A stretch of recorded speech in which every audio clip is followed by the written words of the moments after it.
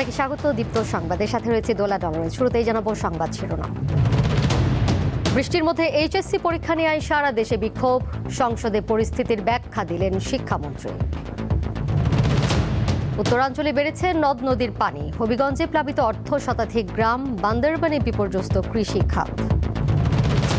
Sylhet MC college ছাত্রাবাসে সংঘবদ্ধ ধর্ষণের দায়ে একজনের মৃত্যুদণ্ড, ৩ জনের যাবজ্জীবন।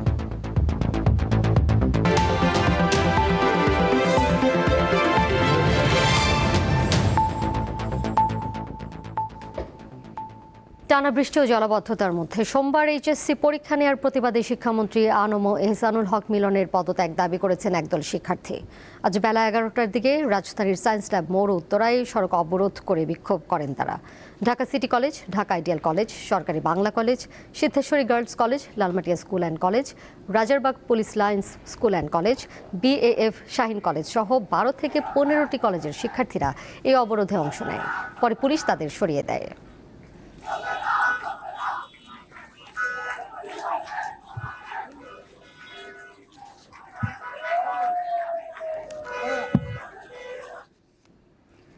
ঢাকার বাইরেও দেশের বিভিন্ন জেলায় বিক্ষোভ করেছে শিক্ষার্থীরা। দুপুরে রাজশাহী শিক্ষা বোর্ডের প্রধান ফটকের সামনে অবস্থান নিয়ে বিক্ষোভ করেন এইচএসসি পরীক্ষার্থীরা। পরে একটি বিক্ষোভ মিছিল মহানগরের লক্ষ্মীপুর হয়ে সিএনবির মোড়, জাদুঘরের মোড় হয়ে সাহেববাজার 0 পয়েন্টে এসে অবস্থান নেয়। দিনাজপুরের ফুলবাড়ি বাসস্ট্যান্ড এলাকায় রেললাইন অবরোধ করে বিক্ষোভ কর্মসূচি পালন করেছে শিক্ষার্থীরা। এ সময় শিক্ষার্থীরা রেললাইনের দুই পাশে লোহার ব্যারিকেড ফেলে ট্রেন চলাচল বন্ধ করে দেয়। এ সময় বিভিন্ন স্লোগান দিয়ে শিক্ষামন্ত্রীর পদত্যাগ দাবি করে শিক্ষার্থীরা। বগুড়ার সাতমাথায় বিভিন্ন কলেজের শিক্ষার্থীরা জড়ো হয়ে সড়ক অবরোধ করে।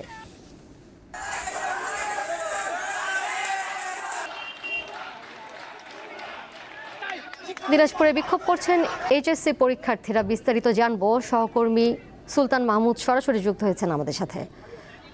সুলতান, পরীক্ষার্থীদের মূল দাবিগুলো কি জানাবেন এবং এখন ঠিক কি পরিস্থিতি দেখতে পাচ্ছেন? ট্রেন চলাচল কি স্বাভাবিক হয়েছে কিনা, নাকি তারা এখনো অবস্থান নিয়ে আছে?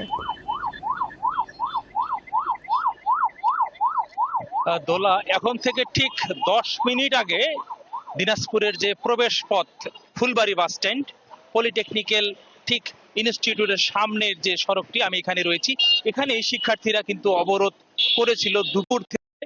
ঠিক এখন থেকে 10 মিনিট আগে তারা কিন্তু উঠে গিয়েছে। এই মাত্র কিন্তু যান চলাচল শুরু হয়েছে। তবে দিনাজপুর থেকে যে ঢাকাগামী যে ট্রেনটি, অর্থাৎ পঞ্চগড় এক্সপ্রেস ট্রেনটি, সেটি কিন্তু দিনাজপুর স্টেশনে এখন পর্যন্ত অপেক্ষা করছে। কিছুক্ষণের মধ্যে হয়তোবা ট্রেনটি ছেড়ে যাবে, আমরা তেমনটি জেনেছি। তবে এখন যান চলাচল শুরু হয়েছে, শিক্ষার্থীরা কিন্তু এখন চলে গিয়েছে। শিক্ষার্থীকে আপনি জানতে চেয়েছেন যে আসলে শিক্ষার্থীদের মূল দাবি ছিল যে সারা দেশে যে দুর্যোগপূর্ণ আবহাওয়ার মধ্যেও চট্টগ্রাম শিক্ষা বোর্ডের অধীনে যে সমস্ত শিক্ষা প্রতিষ্ঠান রয়েছে সেগুলো কিন্তু বন্ধ রয়েছে। তাছাড়াও কিন্তু দিনাজপুর যে শিক্ষা বোর্ডের অধীনে পরীক্ষার্থী, সেগুলো কিন্তু পরীক্ষা হয়েছে। তবে দিনাজপুরে অন্যান্য ঢাকা বোর্ডের তুলনায় দিনাজপুরে কিন্তু খুব একটা বৃষ্টি হয়নি, অর্থাৎ তারপরও কিন্তু স্বাভাবিক পরীক্ষা হয়েছে। যেহেতু ঢাকা থেকে শিক্ষার্থীরা বলেছে যে কেন্দ্রীয় আন্দোলনের অংশ হিসাবে শিক্ষার্থীরা আজকে কিন্তু তারা এই আন্দোলনে অংশ নিয়েছে এবং শিক্ষার্থীরা বলেছে ঢাকা থেকে যে সমস্ত কর্মসূচির নির্দেশনা দেওয়া হবে, ঠিক তারা কিন্তু সেই নির্দেশনা মোতাবেক এখানে যে কর্মসূচি রয়েছে তারা কিন্তু সেই কর্মসূচি পালন করবে। আমরা দেখেছি যে শিক্ষার্থীরা কিন্তু শিক্ষামন্ত্রী আহসানুল হক মিলনের পদত্যাগের দাবিতে তারা কিন্তু স্লোগানও দিয়েছে এবং তারা বলেছে এক দফা এক দাবি, শিক্ষামন্ত্রী অর্থাৎ মিলনের পদত্যাগ করতে হবে, এমনটাই কিন্তু বলেছেন। এবং তারা বলেছেন যে যেহেতু আবহাওয়া দুর্যোগপূর্ণ আবহাওয়া, অভিন্ন শিক্ষা বোর্ডের অধীনে কিন্তু পরীক্ষা হচ্ছে, আপনি জানেন যে সারা দেশে একই প্রশ্নপত্রের পরীক্ষা হচ্ছে, তাহলে কিছু কিছু শিক্ষা বোর্ডের অধীনে বন্ধ থাকবে, আবার কিছু শিক্ষা বোর্ডের অধীনে পরীক্ষা হবে। এই কিন্তু তারা বৈষম্য বলেছে, উল্লেখ করেছে যে যেহেতু একটা বৈষম্য হচ্ছে, সেই কারণেই কিন্তু পরীক্ষা সারা দেশের যে দুর্যোগপূর্ণ আবহাওয়ার কারণে বন্ধ থাকবে। এবং গতকালের যে পরীক্ষাটি ছিল সেই পরীক্ষার ত্রুটিপূর্ণ একটি প্রশ্ন রয়েছিল। আপনি জানেন যে বিজ্ঞান যে বিভাগের শিক্ষার্থীরা ফিজিক্সের যে সাবজেক্টটি, সেখানে 6-7 নাম্বার কোশ্চিনের যে একটি অসঙ্গতি লক্ষ্য করা গিয়েছে। যদিও শিক্ষামন্ত্রী ইতিমধ্যে সেটাকে পূর্ণ নম্বর দেওয়ার ঘোষণা দিয়েছেন, শিক্ষার্থীরা আসলে সব মিলেই তারা বলছেন যে যেহেতু আবহাওয়া দুর্যোগপূর্ণ আবহাওয়া রয়েছে, সুতরাং যে আবহাওয়ার কারণে পরীক্ষা স্থগিত হয়েছে এবং গতকালের যে পরীক্ষাটি ছিল সেই পরীক্ষাটি পুনরায় তারা কিন্তু নেওয়ার জন্য দাবি করেছেন। তোলা, এটি ছিল আমার কাছে দিনাজপুরের ফুলবাড়ি বাস স্টেশন থেকে শিক্ষার্থীদের আন্দোলনের সর্বশেষ খবর। সুলতান, ধন্যবাদ আপনাকে। এদিকে সংসদে শিক্ষামন্ত্রী আনম এহসানুল হক মিলন বলেছেন, বিভাগীয় কমিশনার, স্থানীয় প্রশাসন, আবহাওয়া অফিসের মতামতের ভিত্তিতে এইচএসসি পরীক্ষা চলমান রাখার সিদ্ধান্ত নেওয়া হয়েছিল। আজ সংসদে প্রশ্নোত্তর পর্বে শিক্ষামন্ত্রী কথা জানান। ওয়েদারম্যান আমরা ব্রডকাস্টিং এর জন্য তাদের সাথে কথা বলেছি, তারা বলল যে বৃষ্টি হবে না, সেই কথাটি তারা বলেছে। বিকেল 5টা পর্যন্ত আমরা বসে থেকে সিদ্ধান্ত নিলাম যে সকলেই বলল যে ওয়েদার ভালো হবে, সেই জন্য আমরা পরীক্ষা রেখেছি।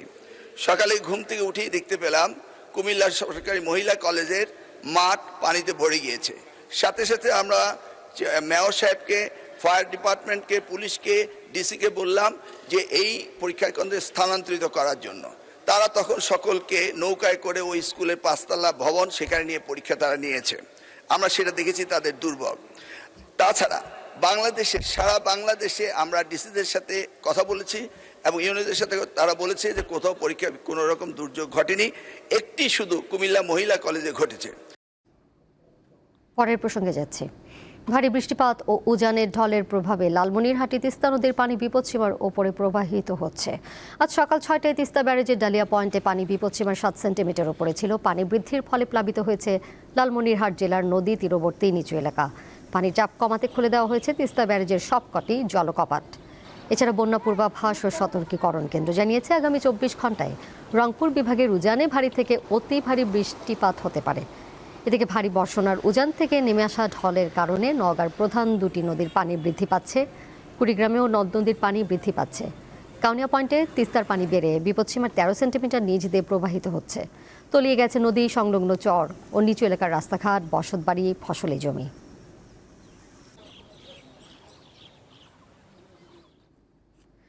হবিগঞ্জে খোয়াই নদীর বাঁধ ভেঙে প্লাবিত হয়েছে অর্ধশতাধিক গ্রাম। ক্ষতিগ্রস্ত হয়েছে ঘরবাড়ি, রাস্তাঘাট, তলিয়ে গেছে ধানের জমি, শাকসবজি ও মাছের ক্ষেত। হবিগঞ্জ সদর উপজেলার লস্করপুর ইউনিয়নের কালীগঞ্জের খোয়াই নদীর এই বাঁধ ভেঙে প্রায় অর্ধশতাধিক গ্রাম প্লাবিত হয়। গত 3 দিন ধরে সাধারণ মানুষ ভোগান্তি পোহাচ্ছেন। বন্যার পানিতে তলিয়ে গেছে অর্ধ লক্ষাধিক মানুষের ঘরবাড়ি। বিশেষ করে যত দিন অতিবাহিত হচ্ছে ক্ষতির পরিমাণ ততই বাড়ছে। আমার ঘর পান্নে ঘর গঙ্গার বাঙ্গা দিছে, বাঙ্গায় আমার ঘর ফিরে দিছে গিয়া মালটা বানা কিছু পার হচ্ছে, কিছু রয়েছে। নিজেরও 4-5টা পিছিয়ে গেছিল, কিছু দিন ভিন্নটা করছি, যেটা সব তা বুঝে গেছে ভাই। বাঙ্গা হাওনটা ওই বালো বেসনে দেয়া, ওই বাঙ্গাটা হইছে। প্রায় 47 বছরের জীবনে এই ধরনের পানি আমি দেখি নাই। এত পানির এত স্রোত এবং মানুষের ঘরের ভিতরে পানি উঠিয়া মানুষের যে কাঁচা ঘরগুলি ছিল এই কাঁচা ঘরগুলি বাইরে গেছে। ঘরের ভিতরে ঢুকতে পারি না, পানি গলা পানি। এখন আমি বেড়া দিয়ে দিতাম তফিক আল্লাহ আমার দিছেন না, 2টা মেয়ে লই আমি অসাহার। খোয়াই বাঁধ নির্মাণের মেরামতের উদ্যোগের কথা জানালেও 4 দিন অতিবাহিত হলো, এখন পর্যন্ত পানি উন্নয়ন বোর্ড কোনো কার্যকর পদক্ষেপ গ্রহণ করছে না। সংশ্লিষ্ট কর্তৃপক্ষরা আমাদের জানিয়েছেন, হবিগঞ্জ সদর উপজেলার লস্করপুর ইউনিয়নে বন্যার দুর্গতদের প্রায় 20 কোটি টাকার ক্ষয়ক্ষতি হয়েছে। বন্যার পানিতে ভেসে গেছে মাছের ঘের, শাকসবজি, আউশ ধানের জমি এবং বাড়িঘর বিলীন হয়েছে। এতে করে সাধারণ মানুষ অনেকটাই দুশ্চিন্তায় পড়েছেন। কিভাবে ক্ষতি পুষিয়ে উঠবেন এ নিয়ে তাদের মাথায় এখন চিন্তার বাজ। ক্ষতি পুষিয়ে উঠতে সরকারি সহযোগিতা চেয়েছেন বন্যা দুর্গতরা। আকলাস আহমেদ প্রিয়, দীপ্ত সংবাদ, হবিগঞ্জ। টানা ভারী বর্ষণ ও পাহাড়ি ঢলে সৃষ্ট বন্যায় বিপর্যস্ত হয়ে পড়েছে বান্দরবানের কৃষি খাত। তলিয়ে গেছে জেলার কমলং, রেইসা, লেমুঝিরি, গোয়ালিয়া খোলা সহ বিস্তীর্ণ এলাকার সবজি ক্ষেত, মাছের ক্ষেত সহ ফসলি জমি। প্রকৃতির এই আকস্মিক তাণ্ডবে সবকিছু হারিয়ে এখন চরম লোকসানি দিশেহারা ক্ষতিগ্রস্ত কৃষকরা। বান্দরবানে টানা কয়েকদিনের ভারী বর্ষণের পর কমতে শুরু করেছে বৃষ্টিপাত, ফলে নামতে শুরু করেছে পাহাড়ি ঢলে সৃষ্ট বন্যার পানি। কিন্তু বন্যার পানি নামার সাথে সাথে দৃশ্যমান হচ্ছে অনেক ক্ষতচিহ্ন। কারোর সবজি ক্ষেত, কারোর মাছের প্রজেক্ট কিংবা কারোর ফসলি জমি, সবকিছুই তলিয়ে গেছে বন্যার পানিতে। কিছু বাজাতে পারে না, সব ডুবা। এখন যখন রোদ আসতেছে, এখন সবগুলো জিমে যাচ্ছে, মরে যাচ্ছে। মানে জুড়ি যায় গই পেপিয়া বেকুং মুরগি গই 50,000 মাছা জিরে দিয়া বেকুং যায় গই। এখন বেশি কষ্ট মাঝে ধরন গড় ঢুকিনা ভারির ফাগর তাগর বাগি গিয়ে মানে খাদ্য খানার অভাব হইয়ে। বরবটি খেতি, লাউ খেতি, মিষ্টি কুদু, পাতা খেতি, সোয়াইন খেতি বিভিন্ন খেতি সব ডুবাই গেছে। কৃষকরা বলছেন মহাজনের কাছ থেকে কিংবা ব্যাংক থেকে যে চড়া সুদে ঋণ নিয়েছেন সেগুলা কিভাবে পরিশোধ করবেন এই নিয়ে দুশ্চিন্তায় পড়েছেন তারা। পানি ডুবিতে আর সাতা ইয়ে কিছু বাঁচা না পারে। টাকা লোন নিয়ে এগুলো করছি, এখন এগুলো সবগুলা বেসে গেছে। তার পিছনে প্রায় 2-2.5 লাখ টাকার মতো খরচ হয়েছে। আমার কাছে আড়াই মনে করেন আমার 1,20,000 টাকা গেছে। এই 10-12,000 টাকা পাইছে আর পাইছে না, সবগুলো চলে গেছে।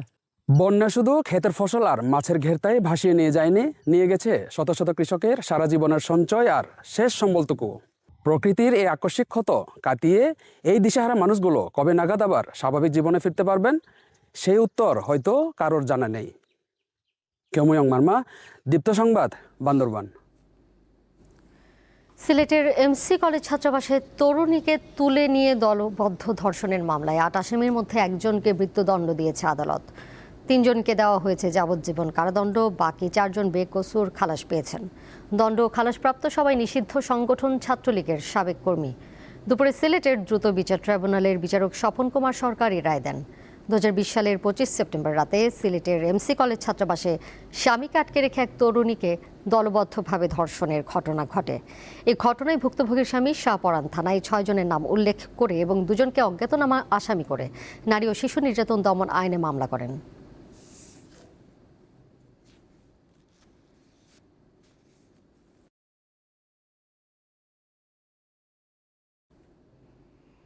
প্রধানমন্ত্রী তারেক রহমান বলেছেন, মেধাবী উদ্যোক্তাদের সহযোগিতা করতে সরকার প্রস্তুত।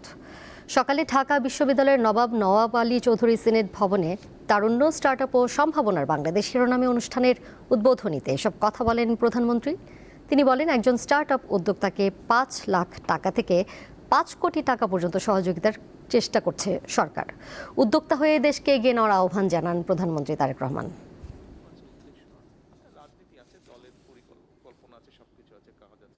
কিন্তু যেহেতু দেশ পরিচালনার দায়িত্বে আছি, আমাদেরকে দেশকে নিয়ে আমরা চিন্তা করি, দেশের বিভিন্ন সেক্টর নিয়ে চিন্তা করি। আজকে যখন আপনাদের যারা মানুষ সমাজ সামগ্রিকভাবে দেশের উপকার করছেন, আপনাদেরকে প্রয়োজন, আপনার জন্য আপনার প্রয়োজন না, আপনাকে প্রয়োজন লক্ষ কোটি মানুষের জন্য প্রয়োজন। এই যে আমরা রাত দিন পরিশ্রম করছি, চেষ্টা করছি একটু চেঞ্জ করার জন্য, আমার মনে হলো যে হ্যাঁ, আমরা কিছু সংখ্যক মানুষের হাতে দিয়ে যেতে পারবো, যারা আমরা যেখানে ছেড়ে যাব সেখান থেকে তারা দেশটাকে এগিয়ে নিয়ে যেতে পারবে। দেশটাকে আপনারা এগিয়ে নিয়ে যেতে পারবেন। আপনাদের কাছে এই প্রত্যাশাটা, এই দৃঢ় আশাটা, এই বিশ্বাসটা রেখে আমার বক্তব্য আমি শেষ করছি। এবার কেওয়াই স্টিল চট্টগ্রাম সংবাদ।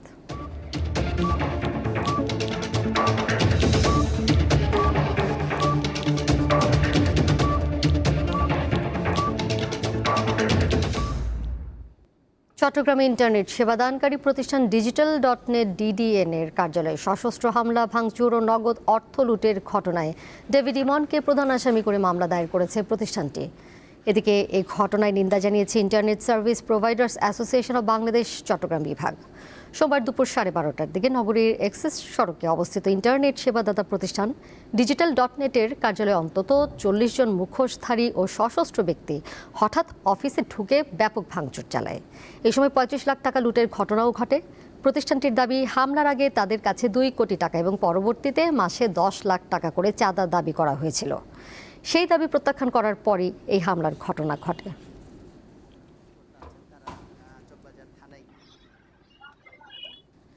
আন্তর্জাতিক প্রসঙ্গ। যুক্তরাষ্ট্রের সঙ্গে সাম্প্রতিক সংঘাতের জেরে হরমুজ প্রণালীতে ইরানের ওপর আবারও অবরোধ কার্যকরের ঘোষণা দিয়েছেন যুক্তরাষ্ট্রের প্রেসিডেন্ট ডোনাল্ড ট্রাম্প। পাশাপাশি এই পথে মালবাহী জাহাজের ওপর শতকরা 20% হারে টোল আদায়ের পরিকল্পনা করছেন তিনি। সোমবার নিজের সামাজিক যোগাযোগ মাধ্যম ট্রুথ সোশ্যালে দেওয়া এক পোস্টে এসব কথা জানান ট্রাম্প। তিনি বলেন, হরমুজ প্রণালীর অভিভাবক হিসেবে পরিচিত হবে যুক্তরাষ্ট্র। এই পথের নিরাপত্তা নিশ্চিতে যে ব্যয় হবে তা জাহাজগুলো থেকে আদায় করা হবে। এই ঘোষণা প্রত্যাখ্যান করে ইরানের বিপ্লবী গার্ড বাহিনী IRGC জানিয়েছে, হরমুজে অব্যাহত হস্তক্ষেপ বিশ্বের তেল ও গ্যাস খাতে বড় ধরনের বিপর্যয় ডেকে আনবে।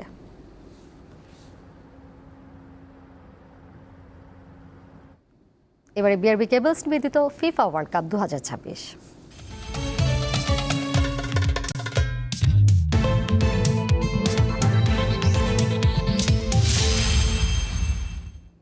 বিশ্বকাপ ফুটবলের প্রথম সেমিফাইনাল আজ বাংলাদেশ সময় রাত 1টায় ডালাস স্টেডিয়ামে মুখোমুখি হবে ইউরোপের দুই পরাশক্তি ফ্রান্স ও স্পেন। টুর্নামেন্টের অন্যতম দুই ফেভারিটের এই লড়াই ঘিরে ফুটবল বিশ্বে এখন তুমুল উত্তেজনা।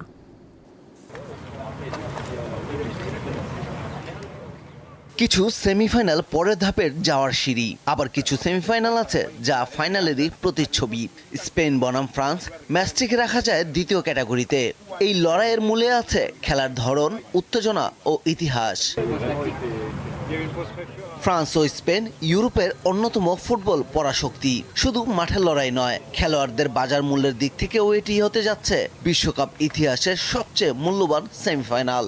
ক্লাব ফুটবলের সবচেয়ে দামি 5 ফুটবলারের 4 জনই খেলবেন এই সেমিতে। দুই দলের খেলোয়াড়দের সম্মিলিত বাজার মূল্য প্রায় $3 বিলিয়ন, যা বাংলাদেশি মুদ্রায় 37,000 কোটি টাকারও বেশি। কিলিয়ান এমবাপ্পে দুর্দান্ত ছন্দে রয়েছেন। কোয়ার্টার ফাইনালে গোড়ালির চোট নিয়ে মাঠ ছাড়লেও সেমিফাইনালে তিনি খেলবেন বলে আশা করা হচ্ছে। এ পর্যন্ত টুর্নামেন্টে 8 গোল করে তিনি গোল্ডেন বুটের দৌড়ে লিওনেল মেসির সঙ্গে যৌথভাবে শীর্ষে রয়েছেন। পরিসংখ্যান ভিত্তিক বিশ্লেষক প্রতিষ্ঠান অপটার সুপার কম্পিউটারের পূর্বাভাস অনুযায়ী স্পেনের চেয়ে এগিয়ে রয়েছে ফ্রান্স। এটি দেশটির 8ম বিশ্বকাপ সেমিফাইনাল। জার্মানি ও ব্রাজিলের পর টানা 3 বিশ্বকাপের ফাইনালে ওঠার সুযোগ তাদের সামনে। 2022 বিশ্বকাপে জাপানের কাছে হারের পর টানা 14 ম্যাচ অপরাজিত রয়েছে লা রোহারা। এই সময়ে তারা মাত্র 5টি গোল হজম করেছে। 2010 সালের পর এবারই দ্বিতীয়বারের মতো বিশ্বকাপের সেমিফাইনালে উঠেছে স্পেন। ফ্রান্সকে হারাতে পারলে ইউরোপের প্রথম দল হিসেবে বড় টুর্নামেন্টে টানা 8 নকআউট ম্যাচে জয়ের ইতিহাস গড়বে তারা। বিশ্বকাপে এটি হবে ফ্রান্স ও স্পেনের দ্বিতীয় সাক্ষাৎ। 2006 সালের শেষ ষোলোতে স্পেনের বিপক্ষে 3-1 গোলের জয় পেয়েছিল ফ্রান্স। ডালাসে ফ্রান্স স্পেনের আজকের ম্যাচে প্রধান রেফারি হিসেবে থাকবেন মধ্য আমেরিকার দেশ এল সালভাদরের ইভান বাটন। পারভেজ খোকন, দীপ্ত স্পোর্টস। এর সাথে শেষ করব দীপ্ত সংবাদ। যাবার আগে শিরোনামগুলো জানিয়ে দেব আরও একবার। বৃষ্টির মধ্যে এইচএসসি পরীক্ষা নিয়ে সারা দেশে বিক্ষোভ, সংসদে পরিস্থিতির ব্যাখ্যা দিলেন শিক্ষামন্ত্রী। উত্তরাঞ্চলে বেড়েছে নদ নদীর পানি, হবিগঞ্জে প্লাবিত 1/2 শতাধিক গ্রাম, বান্দরবানে বিপর্যস্ত কৃষিখাত। সিলেট এমসি কলেজ ছাত্রাবাসে সংঘবদ্ধ ধর্ষণের দায়ে একজনের মৃত্যুদণ্ড, 3 জনের যাবজ্জীবন।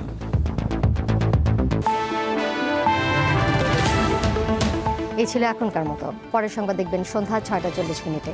এছাড়াও আরও তথ্য এবং বিনোদনের নানা খবরাখবর জানতে যুক্ত থাকুন দীপ্তর ডিজিটাল প্ল্যাটফর্মে। সবাইকে ধন্যবাদ এতক্ষণ সাথে থাকার জন্য।